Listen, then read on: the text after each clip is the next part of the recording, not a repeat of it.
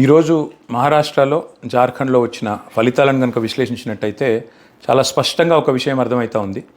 ఎట్టి పరిస్థితుల్లో భవిష్యత్తులో భారతదేశంలో ప్రాంతీయ పార్టీలు, ముఖ్యంగా కేసీఆర్ గారు లాంటి శక్తులు, ఏ రాష్ట్రాల్లోనైతే ప్రజల ఆకాంక్షకు దగ్గరగా పనిచేసే పార్టీలు, ఆయా పార్టీల నాయకత్వం మీద ప్రజలకున్న విశ్వాసమే తప్పకుండా భవిష్యత్తులో కూడా దృఢంగా ఫలితాల రూపంలో బయటకు వస్తుందని అర్థమవుతూ ఉన్నది.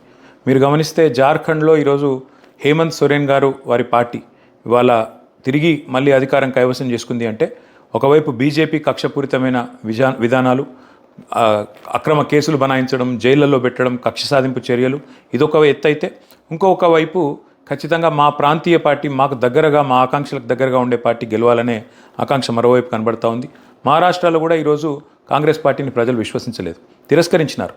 1000 కిలోమీటర్లు దాదాపుగా మహారాష్ట్రతో మన తెలంగాణకు బార్డర్ ఉంటుంది. మరి పచ్చి అబద్ధాలు రేవంత్ రెడ్డి గారు అక్కడ పోయి చెప్పడం, మేము అమలు చేయని కార్యక్రమాలు కూడా అమలు చేస్తున్నట్టుగా చెప్పడం, ఇష్టం వచ్చినట్టు అబద్ధాలు చెప్పడం, అక్కడ అదానిని దొంగ అనడం, ఇక్కడికి వచ్చి అక్కడ గజ దొంగ అంటారు, ఇక్కడికి వచ్చి గజమాలలు వేస్తారు. ఇవన్నీ కూడా ప్రజలు గమనించినారు. అందుకే 1500 రూపాయలు మహిళలకు ఇస్తున్న పార్టీని గెలిపించారు. 3000 రూపాయలు ఇస్తామని చెప్పి కాంగ్రెస్ నమ్మబలికినా, ఎన్ని రకాలుగా అబద్ధాలు చెప్పి బుకాయించే ప్రయత్నం చేసినా నమ్మలేదు. ఎందుకంటే పక్కనే తెలంగాణలో 2500 రూపాయలు ఇయ్యనోళ్ళు రేపు మహారాష్ట్రలో ఎట్లు ఇస్తారు అనే ఒక ఆలోచన ప్రజల్లో తప్పకుండా వచ్చింది.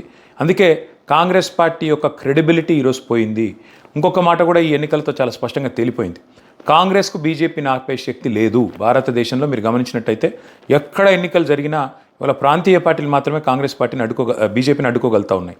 అది జార్ఖండ్లో ఇవాళ జార్ఖండ్ ముక్తి మోర్చా అడ్డుకున్నది.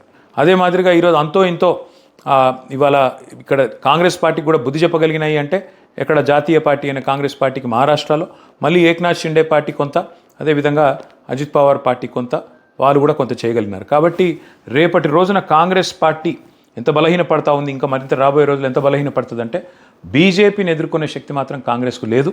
కాబట్టి తప్పకుండా బీజేపీని ఓడించాలనుకునే శక్తులు కూడా, కాంగ్రెస్ను తిరస్కరించాలనుకునే శక్తులు కూడా ప్రాంతీయ పార్టీలకే, ముఖ్యంగా కేసీఆర్ గారు లాంటి శక్తివంతమైన నాయకులకు మనం ఊతమిస్తే, ప్రోత్సాహాన్ని ఇస్తేనే రేపటి రోజున భారతదేశాన్ని శాసించే అవకాశం ఉంటుంది. ఈ తీర్పును తప్పకుండా తెలంగాణ ప్రజలు కూడా చక్కగా విశ్లేషించుకొని భవిష్యత్తులో మరి ఈ 2 జాతీయ పార్టీలకు కూడా తెలంగాణలో బుద్ధి చెప్పాలని చెప్పి మేము కోరుకుంటాం.